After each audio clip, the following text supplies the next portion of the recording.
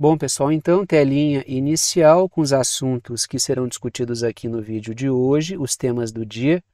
6 temas no total, 2 deles em vermelho, porque são os temas em destaque. Os temas em destaque são os assuntos que aparecem no título e na capinha do vídeo. E aqui embaixo, um recado que é sempre importante. A minutagem permite que você selecione na linha do tempo o tema que quer assistir, de forma que vocês podem assistir ao vídeo inteiro ou apenas aqueles assuntos que forem do interesse de vocês.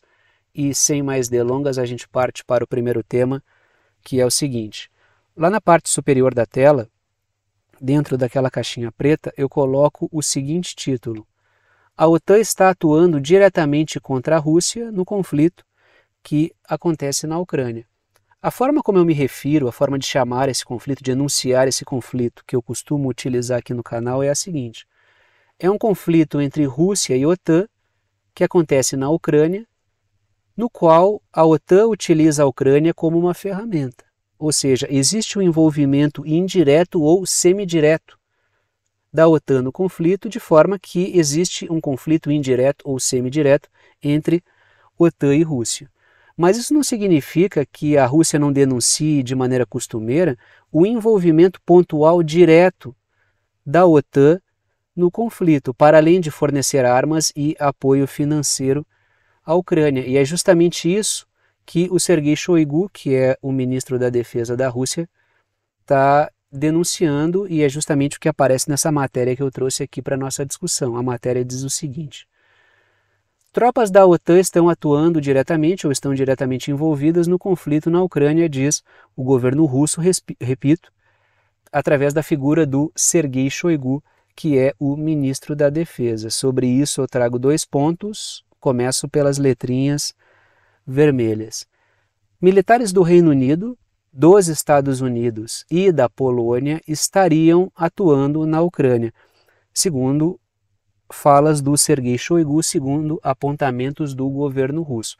Os Estados Unidos sempre tentaram aparecer mais nos bastidores, mas a Rússia está implicando aí a atuação dos Estados Unidos, e o Reino Unido e a Polônia sempre apareceram com muito mais destaque, muito embora a Polônia tenha abandonado o palco faz um tempinho.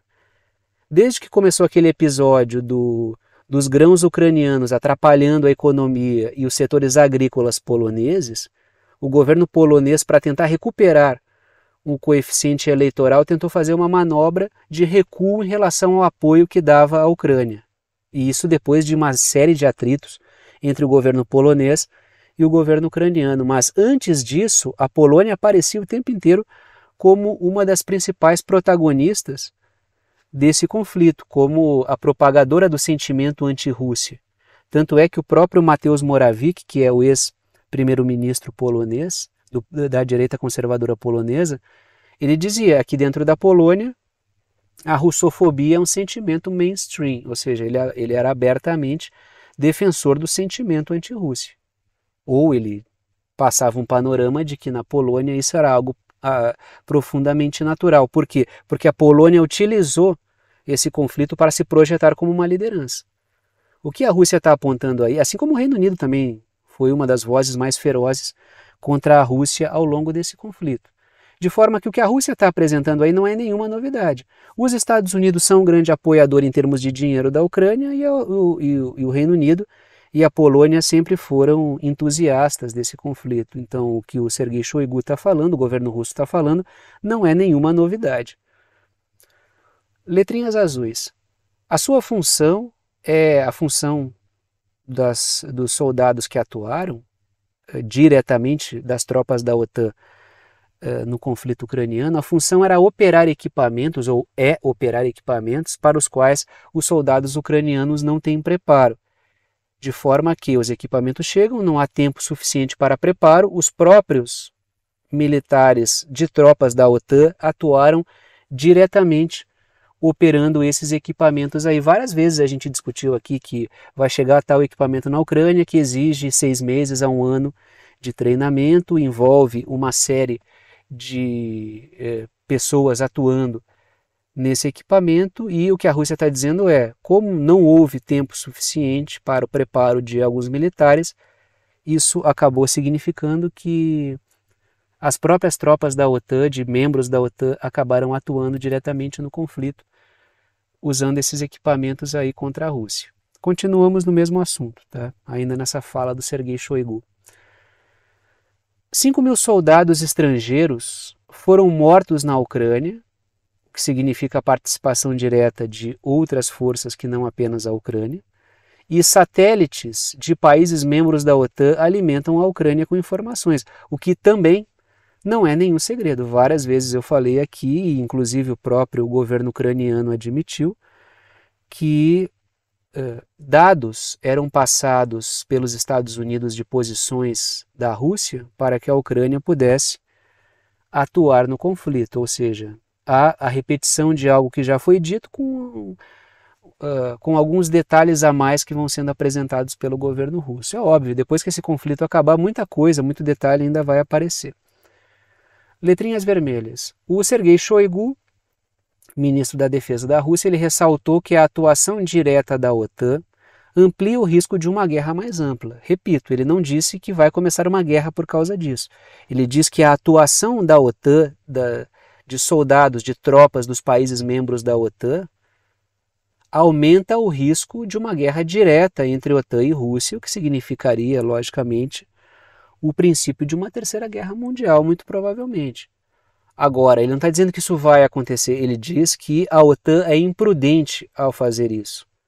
E o mesmo Sergei Shoigu, nesse conjunto de falas aí, ele comenta que a Rússia, mesmo dentro desse quadro no qual muitas forças se uniram do outro lado para enfrentar a Rússia se revelou a força militar mais preparada para enfrentar um conflito real. Então, o Sergei Shoigu fez algumas falas, mandou alguns alertas e, claro, fez algumas propagandas positivas sobre as forças militares russas. Já que estamos falando de Ucrânia, continuamos aí e eu trago essa matéria sobre uma fala do Zelensky, que é muito mais uma fala fazendo campanha do que propriamente uma abordagem técnica sobre o conflito. O Zelensky diz o seguinte: os militares estão propondo mobilizar algo entre 450 mil e 500 mil novos soldados para o fronte. E o Zelensky, nesse momento, ele não aparece mais como o sonhador, aquele que diz vamos lutar até o último ucraniano, mas sim mudando um pouco o discurso dele e chamando as forças militares à razão, porque estariam forçando muito a barra no recrutamento. Existe uma mudança de tom do Zelensky aqui, que parece estar tentando jogar a responsabilidade sobre algo profundamente impopular, jogar essa responsabilidade sobre as costas das forças militares e dos comandos militares. Até porque, dentre os comandantes militares, existe um general ali que é um potencial presidenciável, que é o Zaluzhny. Então pode estar ocorrendo aí já uma campanha eleitoral, porque o Zaluzhny faz críticas, o Zelensky rebate críticas, diz que o Zaluzhny não está fazendo o suficiente, o Zaluzhny diz que não há muito mais o que fazer, joga as culpas para a OTAN, que não deu suporte suficiente, a OTAN devolve dizendo que foi a estratégia ucraniana que não foi suficientemente habilidosa para fazer um bom uso do equipamento adequado que a OTAN, segundo a OTAN, enviou, de forma que fica um jogando a responsabilidade para o outro. Que é o que eu já comentei várias vezes aqui, é um jogo de empurra-empurra. Trago aí um terceiro ponto, letrinhas verdes, sobre essa matéria da mobilização de 450 mil a 500 mil novos soldados. É uma grande dúvida de onde é que a Ucrânia vai tirar esse pessoal, né? E, claro, gente tem. A questão é como mobilizar isso aqui, 500 mil de pessoas, sem promover um cataclisma social e uma revolta política dentro da Ucrânia, uma revolta social e política dentro da Ucrânia, porque é muito impopular. Boa parte das pessoas não querem ir para o fronte, por vários motivos que eu já trouxe para a discussão aqui.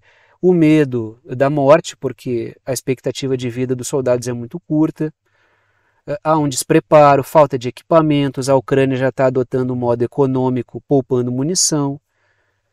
Existe o desânimo de lutar por um Estado profundamente corrupto, um governo que desviou muito recurso ao longo de todo o conflito, como já fazia antes mesmo do conflito começar. Então não há muita empolgação. O próprio chefe do setor de inteligência da Ucrânia, ele já criticou o método de recrutamento forçado. Pode ser que o Zelensky, aconselhado pela inteligência ucraniana, tenha mudado seu discurso, querendo parecer a voz da razão, aquele que não vai permitir que o recrutamento seja feito de maneira forçada, até porque foi algo muito impopular. Mas a gente volta algumas semanas, a gente vai encontrar o mesmo Zelensky tentando trazer ucranianos de volta para a Ucrânia para recrutá-los à força, como foi comum o recrutamento à força ao longo de todo o conflito. Então é o seguinte, letrinhas verdes ali que eu já falei, né? Repito. Zelensky diz que vai estudar o caso. Acho que eu não falei ainda, acho que agora que eu vou falar, né? O Zelensky diz que ele vai estudar o caso para não aprovar abusos de recrutamento. Isso, de certa forma, é uma mudança no tom do Zelensky e me parece muito mais algo adequado a uma campanha eleitoral. Claro, o Zelensky disse que não está disposto a abrir eleições, mas não é porque não tem eleição que os caras não fazem campanha eleitoral. Boa parte dos políticos nunca desce do palanque. E o que o Zelensky está fazendo aí é, ele está falando de cima de um palanque. Se é impopular o recrutamento forçado, ele muda o tom e adota o tom de eu estou vendo, não vou forçar a barra. Sendo que ele vinha fazendo o discurso de forçar a barra. O governo ucraniano vinha forçando a barra. Vinha recrutando pessoal no laço. O cara era pego e mandado para o fronte.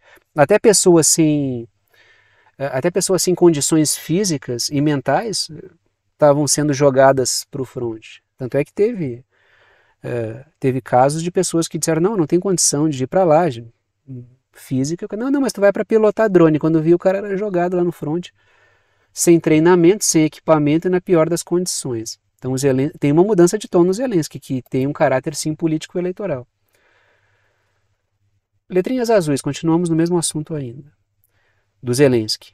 O Zelensky acatou a ideia de derrubar a idade do recrutamento, ou seja, cai de 27 anos, né, homens de 27 anos para 25 anos, isso ainda não aconteceu, mas ele disse que estuda com seriedade fazer isso, derrubar a idade dos homens que serão recrutados, mas ele descartou a hipótese de colocar mulheres no fronte, que era uma conversa que estava ganhando espaço na sociedade e era algo que estava sendo bastante impopular, então ele descartou essa ideia. Mas o Zelensky é assim, ele adota posturas, descarta, depois volta atrás, adota de novo, então isso não significa muita coisa.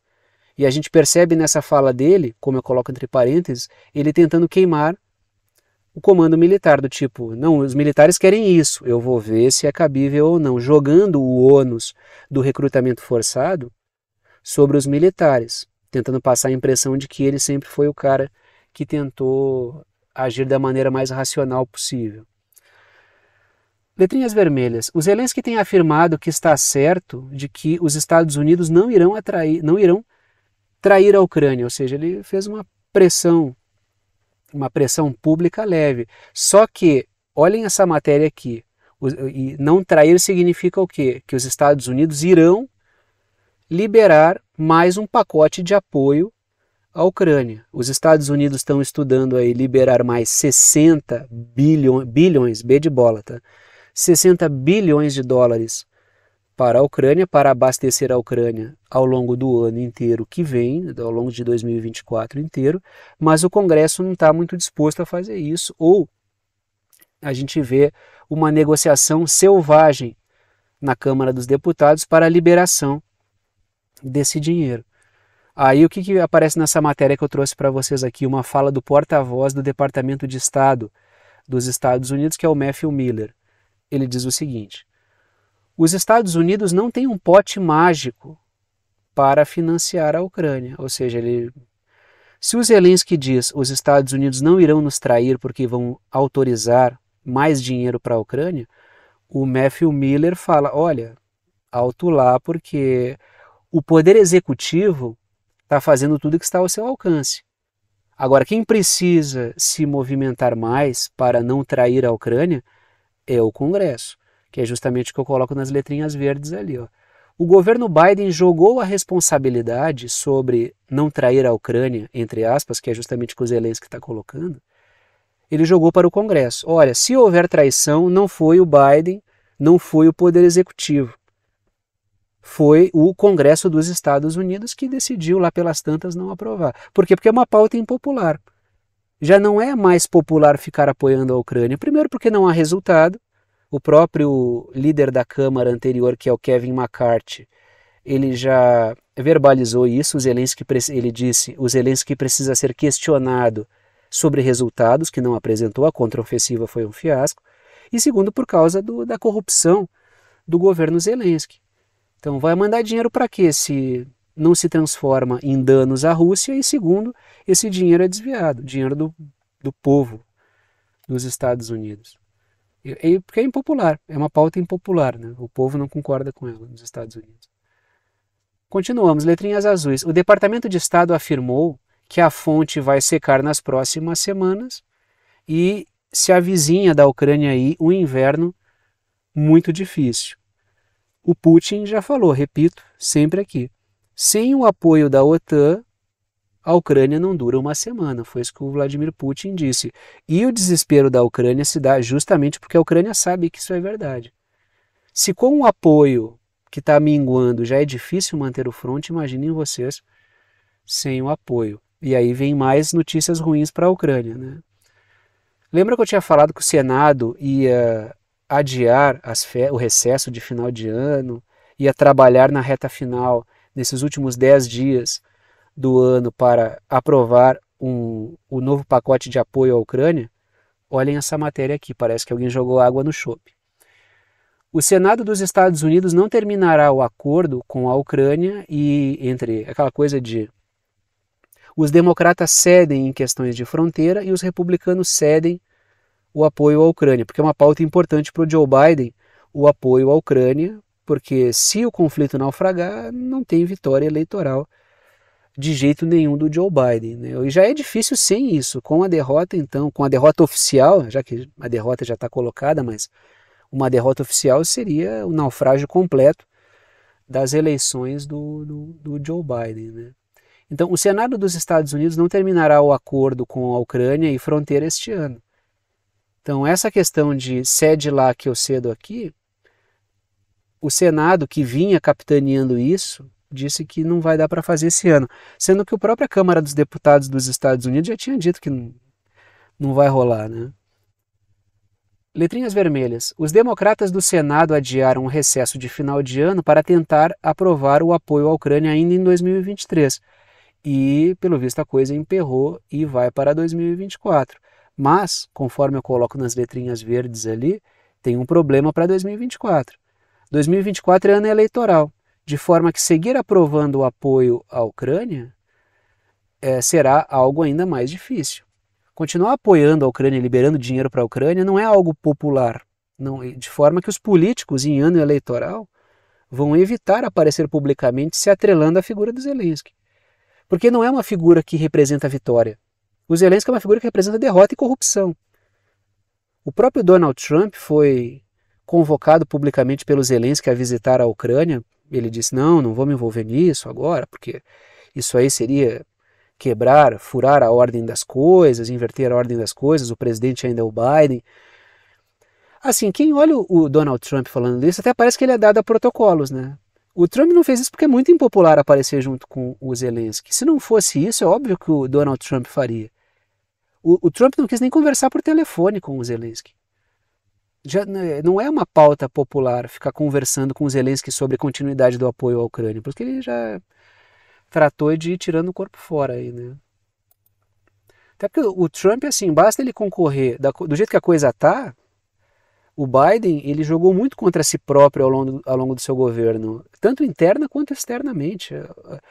Os fiascos internacionais do Biden foram muitos. Um governo que já subiu ao poder com pouco apelo, com pouco capital político, e ao longo do governo ele só tratou de perder o resto de capital político pouco que tinha. Agora a gente vai para o outro fronte, porque se a coisa está complicada na Ucrânia, ela vai se complicando também no Oriente Médio, que é o episódio a partir do que acontece na faixa de Gaza. Trago aí o seguinte título na parte superior da tela, dentro daquela caixinha preta. Mais gasto militar para os Estados Unidos no que tange a questão do Mar Vermelho. Trago aí a seguinte matéria. O Pentágono está preocupado com o custo de repelir os ataques Houthis, né, que é um grupo que atua no Iêmen e governa boa parte da população do Iêmen, segundo o portal político, ou seja, mais um fronte, mais gasto, no momento em que a logística da OTAN está comprometida e no qual os Estados Unidos estão numa briga, numa disputa política enorme, numa pré-campanha eleitoral, ou numa cenário de ano anterior. A gente já está praticamente no ano eleitoral nos Estados Unidos, a gente já está no final de 2023, por questão de orçamento. Então, quanto mais frontes os Estados Unidos vão abrindo, mais vão se complicando. Porque já está difícil na Ucrânia, agora aparece um fronte no Mar Vermelho, já estava difícil e impopular apoiar Israel na faixa de Gaza, aí daqui a pouco, como é que vai manter lá contra a China, em Taiwan? A coisa vai se enroscando cada vez mais. Letrinhas vermelhas. Interceptar mísseis e drones dos Houthis está gerando um custo que preocupa os Estados Unidos, por isso que fala-se do Pentágono ali, o setor de defesa. O que está aparecendo aí nesse mapa para vocês é o quê? É o Iêmen em laranja, país governado em boa medida pelos Houthis e de onde partem os ataques. O Mar Vermelho ali é onde está aquela setinha que vai na direção norte, e Israel está pintado de amarelo, ou seja, navios ligados a Israel ou que vão em direção a Israel estão sendo atacados pelos Houthis como uma forma de solidariedade dos Houthis em relação aos palestinos que estão sendo massacrados. Então me parece que os Houthis conseguiram uma coisa extraordinária, que foi gerar uma dor de cabeça gigantesca para o Estado de Israel e para os Estados Unidos. Claro, dada a sua posição geográfica, o navio que vai ali em direção ao Canal de Suez, que é uma importante rota comercial, inclusive para que tem que passar pelo Mar Vermelho ali os navios que chegam em Israel, que vem daquela região ali, um dos pontos de passagem é o Mar Vermelho. Falei Mar Negro, no momento é Mar Vermelho, tá? Se eu estiver falando Mar Negro, me perdoe, que eu já falei várias vezes de Mar Negro aqui, é o Mar Vermelho. Um dos pontos de passagem é o Mar Vermelho. E uma rota comercial importante é o Mar Vermelho. E tem muita empresa cancelando a passagem de navios, não só dos que vão para Israel, como de outros navios também. O que pode gerar uma disfunção enorme na economia. Então os Houthis conseguiram acertar o nervo da coisa. Estão preocupando os Estados Unidos. Estão preocupando Israel. Letrinhas azuis. Se não o fizer, se não interceptarem os ataques dos Houthis, as empresas seguirão cancelando a passagem por essa rota comercial importante, o que gera impacto econômico. Ou seja, vai haver impacto econômico se continuar interceptando os ataques dos Houthis e vai haver impacto econômico se não fizer.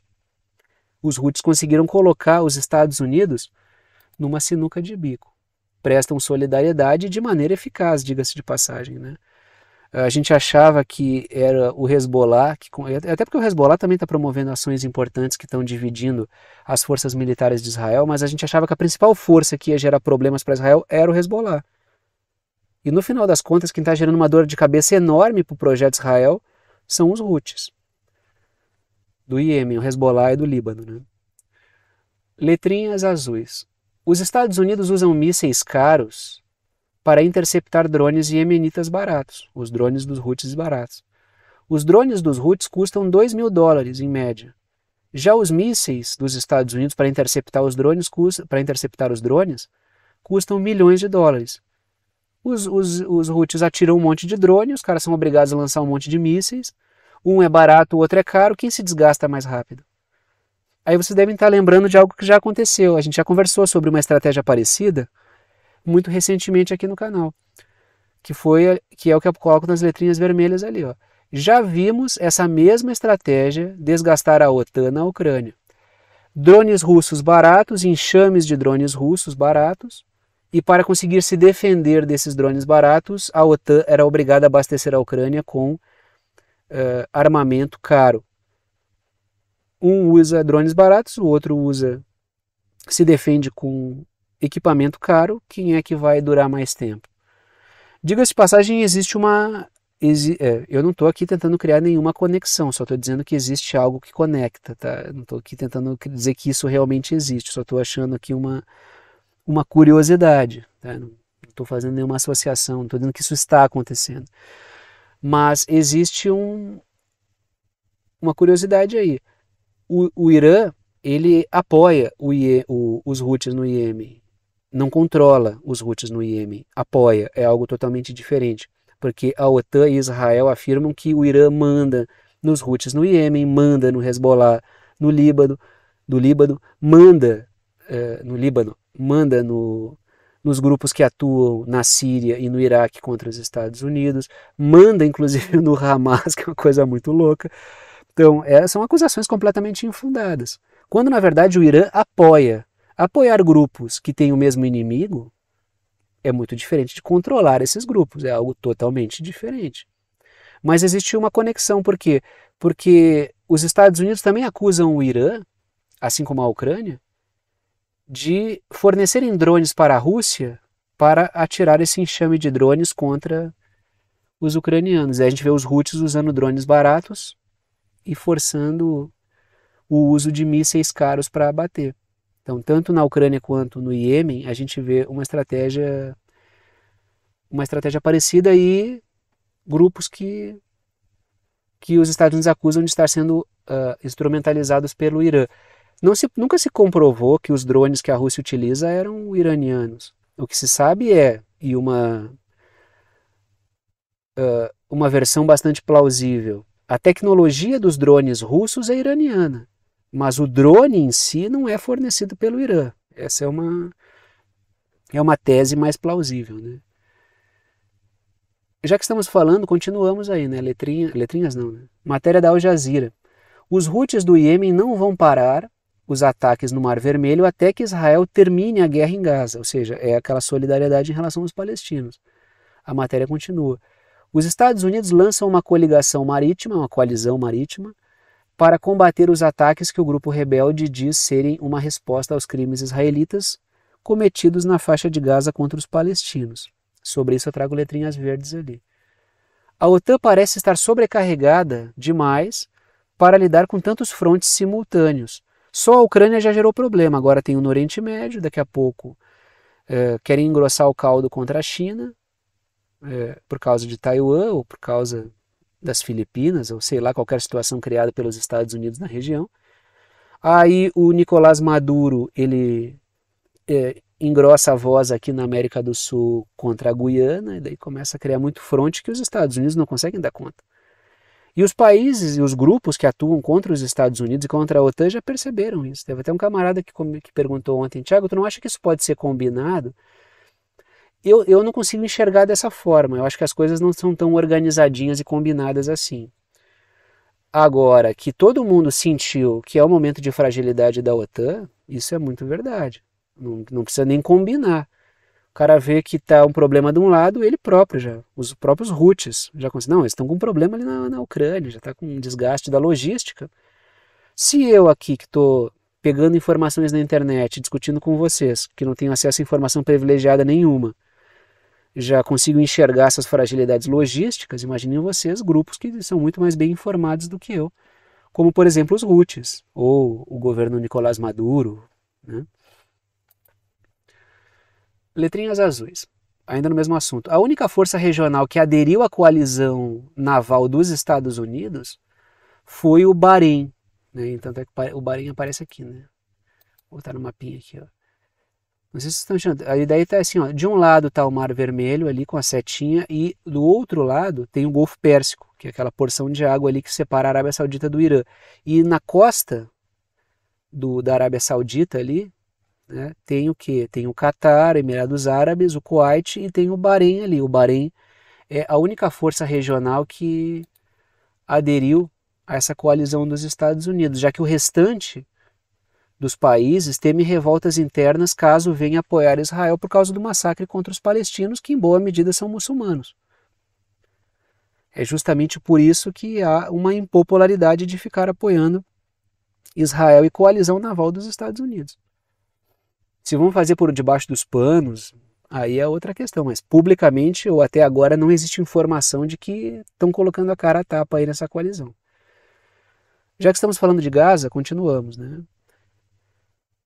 Apesar da ajuda dos Estados Unidos, a economia de Israel foi duramente atingida. Alguns de vocês vinham me questionando sobre como é que está a situação econômica de Israel, e esse artigo aqui do Middle East Eye, ele traz um panorama curto, é um texto bem breve sobre como é que está a situação da economia de Israel e como está se fragilizando cada vez mais. Então, assim, apesar da ajuda dos Estados Unidos, a economia de Israel foi duramente atingida. A matéria continua. A ajuda urgente dos Estados Unidos pode ajudar parcialmente, mas os danos à economia de Israel, como resultado da sua guerra em Gaza, já foram feitos e aumentarão, por N motivos que o texto curto, breve, explora, mas traz alguns dados ali. Eu trago 2 pontos sobre isso, começo pelas letrinhas vermelhas.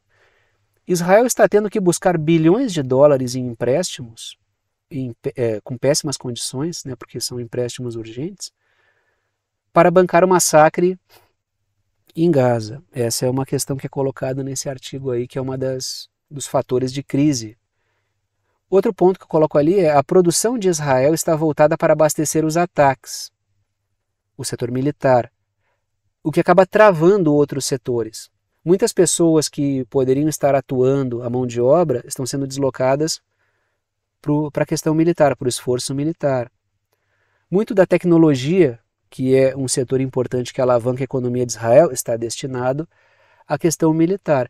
Isso fora os Houthis, que seguem atacando navios de Israel, que promove também problemas, navios de Israel ou que vão para Israel, o que gera problemas, o não uso de aeroportos por causa da tensão, empresas, esse texto também elenca empresas que podem acabar saindo de Israel porque acaba se tornando um ambiente econômico inseguro, ou seja, a situação econômica de Israel acaba se fragilizando em decorrência desse massacre aí, ou seja, quando os Houthis optam por vamos acertar onde dói, eles realmente fazem uma escolha muito bem feita, porque eles acertam o nervo da coisa, né? Continuamos falando de Gaza, porque o Bill Burns, o William Burns, que é o chefe da CIA, ele está pressionando Israel a abrir mais diálogos com os Houthis, com o Hamas, que é o grupo palestino, para forçar uma nova trégua humanitária para libertar reféns, porque ele sente que é um momento muito tenso e essas aberturas são importantes para aliviar a situação para Israel. Trago ali o seguinte título: a CIA propôs uma nova pausa na faixa de Gaza. Então vinha pressionando a Israel. Não por motivos humanitários, mas porque se não acontecer isso aí, Israel acaba caindo numa situação complicada e como está puxando os Estados Unidos para essa situação, ficam os dois numa situação muito difícil, sobretudo no que tange a imagem internacional tanto dos Estados Unidos quanto de Israel, e até porque existe um desgaste na estrutura militar. Trago aí a seguinte matéria. A mídia relata que a CIA, o Serviço de Inteligência dos Estados Unidos, a Agência Central de Inteligência, pressiona para continuar as discussões sobre o Hamas. Ou seja, já houve pressão dias atrás dos Estados Unidos, Israel disse que não era momento de conversar, os dias passaram, as horas passaram e agora me parece que a coisa avançou um pouco. Está aí a foto do Bill Burns ou do William Burns, que é o chefe da CIA.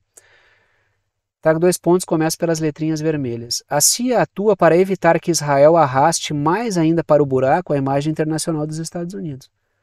Ou seja, essas tréguas são momentos de alívio, tanto para os Estados Unidos, porque dá uma trégua naquele massacre que vai destruindo também a imagem dos Estados Unidos, e pelo que a gente está vendo no episódio dos Houthis aí, e até dos ataques que estão sendo promovidos na Síria e no Iraque contra bases dos Estados Unidos, também gera um alívio para o setor de defesa dos Estados Unidos, até porque quem abastece Israel com armas e munições é os Estados Unidos, o Reino Unido também, né? Tem outros países abastecendo, mas sobretudo os Estados Unidos. Então, um alívio para Israel é um alívio para os Estados Unidos, por isso que a gente vê a CIA atuando junto com o Mossad e com o Qatar, como eu coloco no segundo ponto ali, né? Letrinhas azuis. O William Burns se reuniu com o chefe do Mossad e com o primeiro-ministro do Catar, que é um país que dá suporte ao Hamas. O Catar, ele oficialmente, né, não é? Nossa, aqui eu vou contar um segredo para vocês. O Catar, ele apoia o Hamas. Não, isso é público, tá?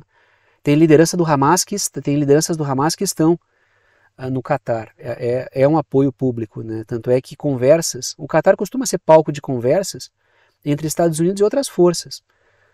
Foi no Catar também que os Estados Unidos conversaram com o Talibã e combinaram a sua retirada que ocorreu daquele jeitinho como ocorreu, né? Só que uma coisa, a combinação com o Talibã foi no governo do Donald Trump e a retirada foi no governo Biden, tá? Então, né, para quem quiser, porque a gente vai entrar num cenário meio desgraçado, me perdoa a expressão, num cenário meio desgraçado assim no Brasil. Não sei, tem gente que me acompanha de outros países, né? Então vocês vão poder falar pelo país de vocês.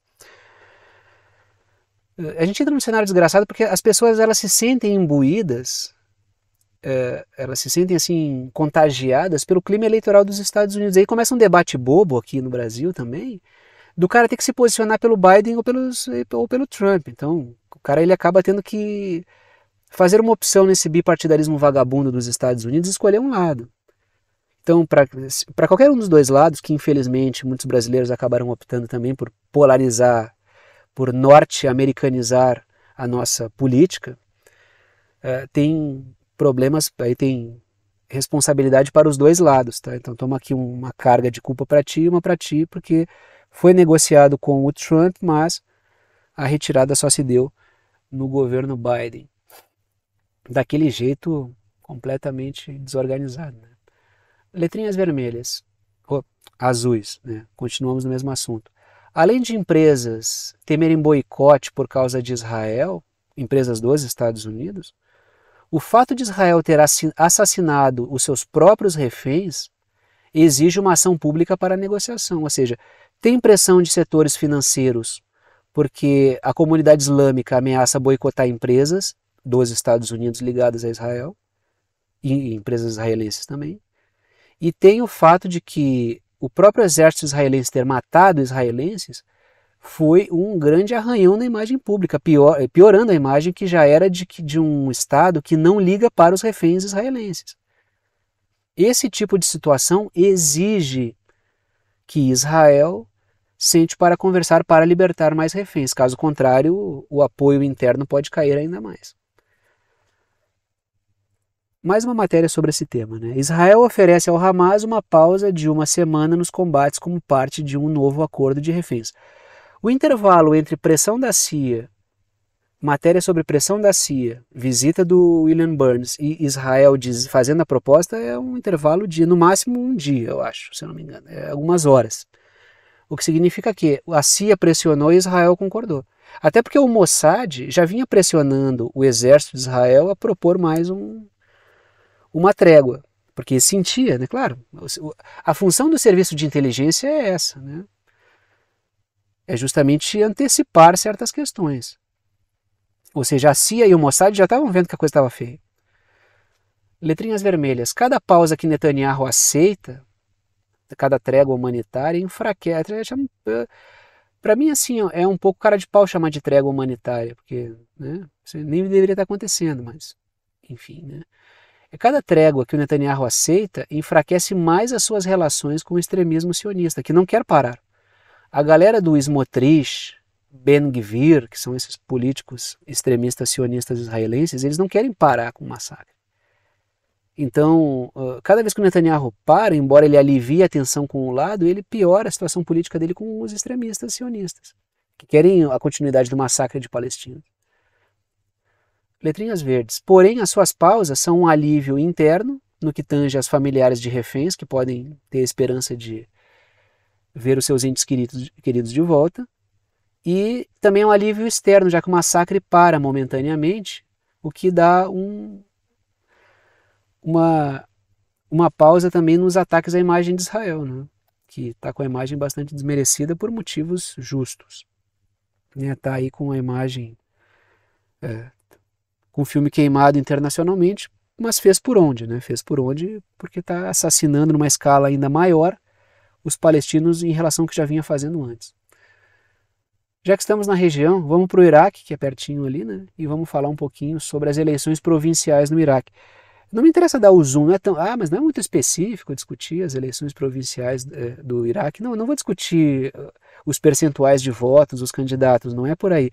Eu só quero mostrar o panorama político do Iraque pós-Saddam, porque é uma tentativa do Iraque se reorganizar politicamente, e está conseguindo, depois do episódio da invasão do Iraque, depois do Iraque ter sido abalado por uma invasão de tropas internacionais, e ele segue ocupado militarmente. Então o Iraque ele segue insubmisso, apesar de ocupado.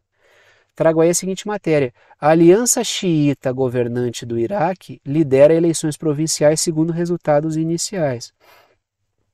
O que significa que, trago ali letrinhas vermelhas, grupos políticos parceiros da política iraniana têm avançado na política iraquiana, de forma que não adiantou muito os Estados Unidos tentarem controlar o Iraque, primeiro porque nunca conseguiram, e segundo porque agora o Iraque volta a se reorganizar com o apoio político do Irã. O Irã é um grande personagem regional. Não é por menos que Israel baba de ódio em relação ao Irã, os Estados Unidos têm ódio em relação ao Irã, o Irã é enxovalhado como é na mídia o tempo inteiro, porque o Irã é um personagem regional que é um grande adversário dos interesses britânicos, estadunidenses e de Israel na região. Letrinhas azuis. Mesmo ocupado militarmente por tropas dos Estados Unidos, o Iraque segue tentando se reorganizar. E é sempre importante frisar esse nível de insubmissão, essa desobediência no bom sentido do Iraque em relação às tentativas de controle por parte dos interesses britânicos e estadunidenses. Letrinhas azuis. Eu já vou falar desse cara aqui, tá? Mas no segundo momento. Letrinhas azuis. O Irã foi fundamental para dar suporte a grupos que lutaram contra tropas dos Estados Unidos e contra grupos terroristas dentro do Iraque.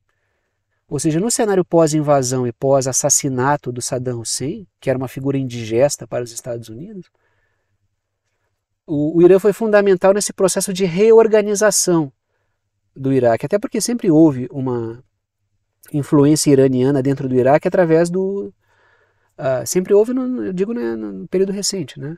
Através dos xiitas, o que de certa forma o Saddam Hussein conseguia mais ou menos neutralizar quando governava. Mas no contexto pós-queda do Saddam, o Irã começou a atuar mais ativamente, explorando essa questão dos xiitas, já que o Irã é um país de maioria xiita, e ele foi fundamental para a reorganização do Iraque. Letrinhas vermelhas, agora a gente fala desse cidadão da foto aí, tá? O Muqtada al-Sadri chamou os seus seguidores a boicotarem as eleições. E esse cara é uma figura, uma força política orgânica, pelo menos até onde eu consigo enxergar. Ele é um adversário tanto da influência dos Estados Unidos dentro do Iraque, quanto da influência iraniana.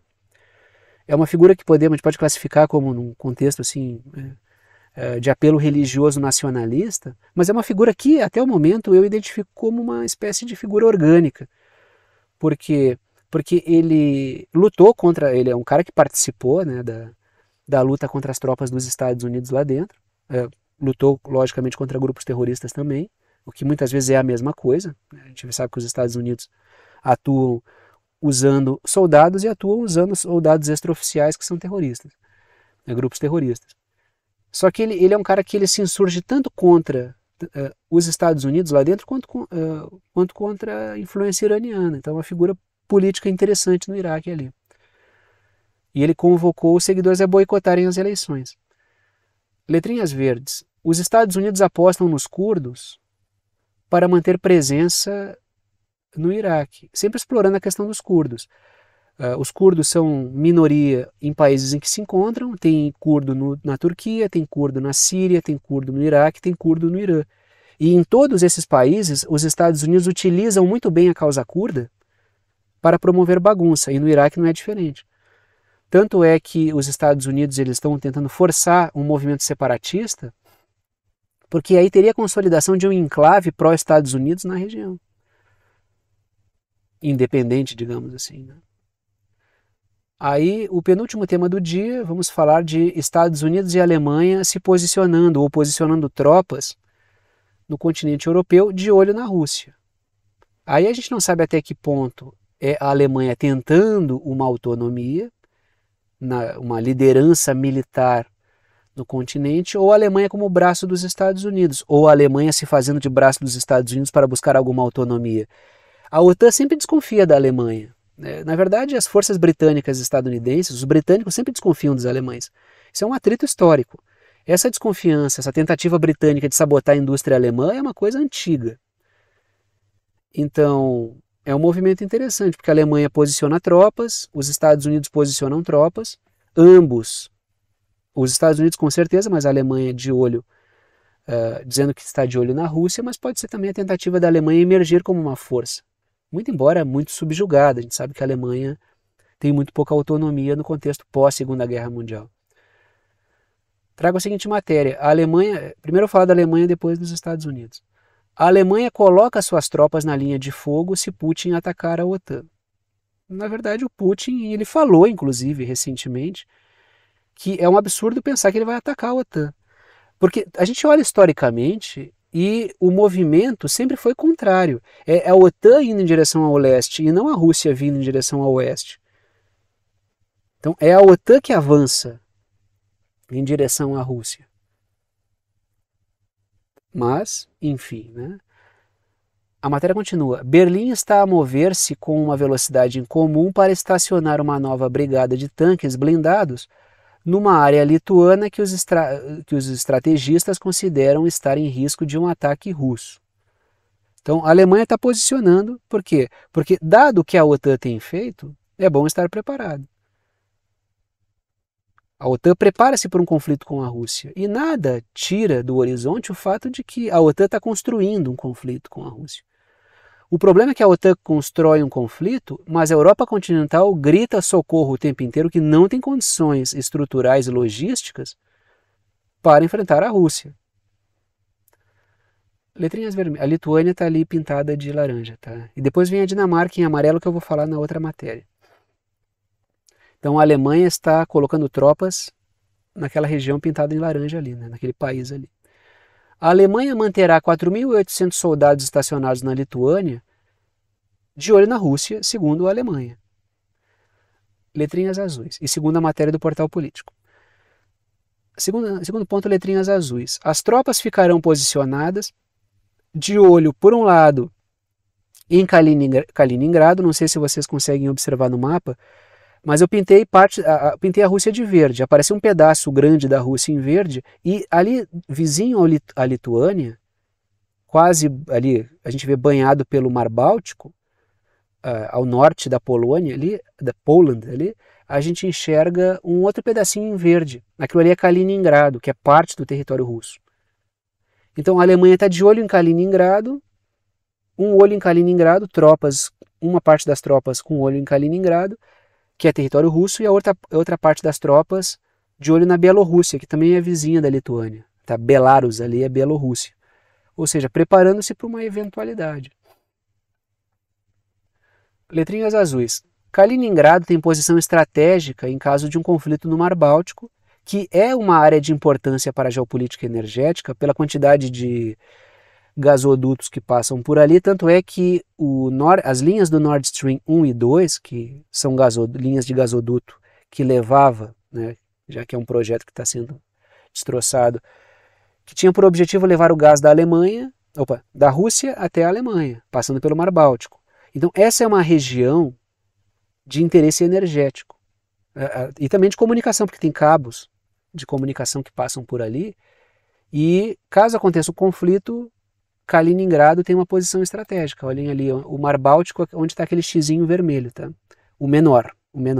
O de cima ali eu coloquei porque eu quero falar da região do Ártico depois, mas o X menor mais ao sul, que está ali ao sul da Suécia e da Finlândia, mais perto ali da Lituânia, aquele ali é o Mar Báltico. Então, qualquer conflito ali. E aí você já percebe o seguinte, né? A importância de ter colocado a Suécia e a Finlândia na OTAN para um conflito no Mar Báltico, né? Matéria da Reuters. Dinamarca e Estados Unidos alcançam um acordo de defesa. Letrinhas vermelhas. Tropas e equipamentos dos Estados Unidos ficarão baseados na Dinamarca, semelhante a parcerias feitas com Suécia e Finlândia. Tanto é que recentemente, falei, esses dias agora, não sei até se não foi ontem, eu acho que foi ontem até, sobre os Estados Unidos terem acesso a mais uma série de bases na Finlândia, colocando tropas lá, e agora também, só deixa eu botar a Dinamarca de novo aqui, ó, tem amarelo ali a Dinamarca, e aí os Estados Unidos colocando suas pecinhas também na região.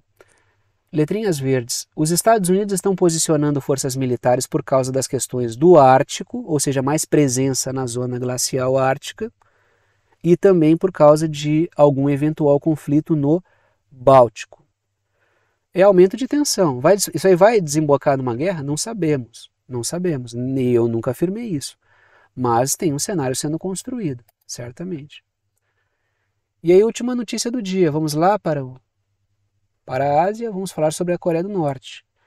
Porque a Coreia do Norte promoveu um novo alerta aos Estados Unidos, e o alerta não é falando, o alerta é fazendo.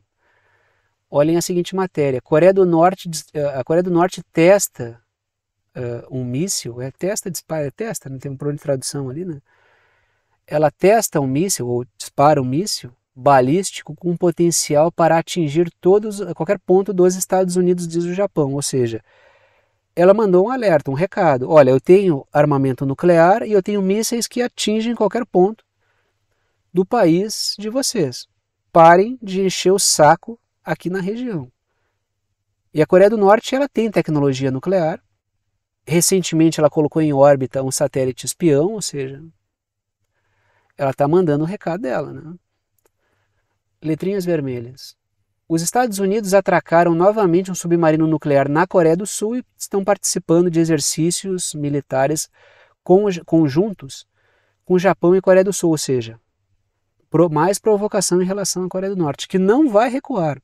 Eu repito mais uma vez, a pedagogia dos Estados Unidos com a Coreia do Norte, ela é falha, porque ela parte do pressuposto de que a Coreia do Norte vai recuar, mas a Coreia do Norte não pode recuar.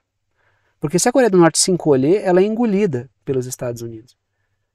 A posição mais acertada com a Coreia do Norte seria uma negociação para reduzir a tensão com a Coreia do Norte. Isso funcionaria efetivamente. Agora, o que os Estados Unidos estão fazendo, quanto mais os Estados Unidos avançarem, mais a Coreia do Norte vai se armar até os dentes. E dada a conjuntura global, a Coreia do Norte está conseguindo buscar parcerias com a China, com a Rússia. Por quê? Porque os Estados Unidos estão tentando isolar todo mundo. E os isolados, né? Já falei, sancionados do mundo, univos. Na verdade, os Estados Unidos estão isolando-se e isolando a bolha da OTAN, muito mais do que isolando os países. Letrinhas azuis. Os Estados Unidos condenam a Coreia do Norte pelos testes de mísseis, que podem carregar ogivas nucleares, mísseis balísticos intercontinentais, e também pelo satélite espião, que lançou e condenam, vão na ONU, condenam, e a Coreia do Norte está cagando e andando. Até porque, se os Estados Unidos podem botar satélite em órbita, podem ficar fazendo todo o teste possível, por que podem fazer exercício ali do lado, no quintal do Kim Jong-un, por que os caras não podem também fazer teste e colocar satélite em órbita? E aí, momento final do vídeo, que é o momento de passar o chapéu, pedir o apoio financeiro para aqueles que gostam do canal, que querem apoiar o canal e podem, para aqueles que veem que o canal é importante para a formação da sua compreensão sobre temas internacionais. Estão aí as formas de apoio. Apenas os anúncios, propagandas que aparecem ao longo do vídeo não garantem a existência do canal. O que garante a existência do canal são os apoios dados por alguns de vocês, apoios pelos quais eu sou extremamente grato pela confiança no trabalho. Estão aí as 3 formas de apoio, todas as 3 formas são bem-vindas.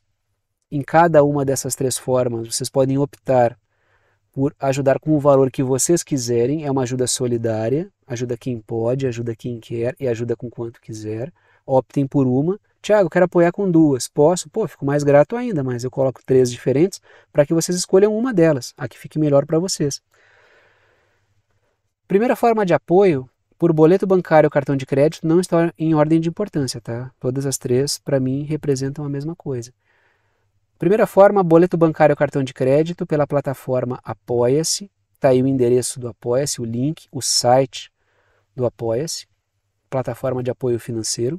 Segunda forma de apoio é pelo Pix, está aí a chave Pix, que é uma chave de e-mail.